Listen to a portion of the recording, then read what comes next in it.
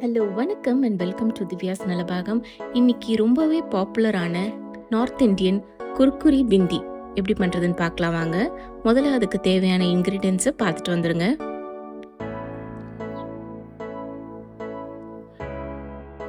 முதல்ல வெண்டைக்காவை நல்லா கழுவிட்டு நல்லா தொடச்சிருங்க. அப்புறமா இந்த மாதிரி தின் ஸ்ட்ரிப்ஸை கட் பண்ணி வச்சுக்கோங்க. விதையெல்லாம் நீக்கிடுங்க.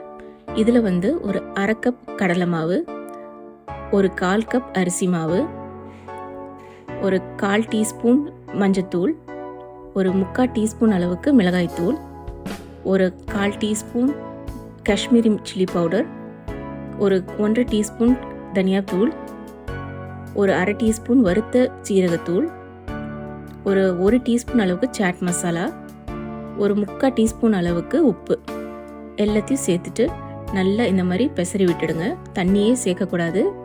நல்லா ஒரு 2 டேபிள் ஸ்பூன் அளவுக்கு சூடான எண்ணெய் சேர்த்துட்டு அதை வச்சு தான் நம்ம பிசைய போகிறோம். தண்ணி சேர்த்திங்கன்னா கொஞ்சம் நேரத்துலேயே சாகி ஆகிடும். இதை இப்போது 10 நிமிஷம் அப்படியே ஊற விட்டுடுங்க. இப்போது எண்ணெயை சூடு பண்ணிக்கலாம். எண்ணெய் சூடானதும் மிதமான தீயில வச்சுருங்க.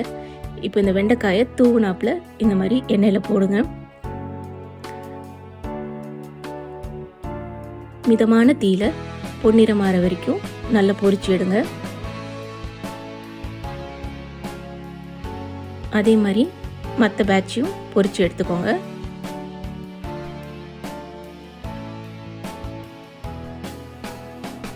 அவ்வளோதான். சர்வ் பண்ணுறதுக்கு முன்னாடி மேலே சாட் மசாலாவும் மிளகாத்தூளும் தூவி கொடுங்க.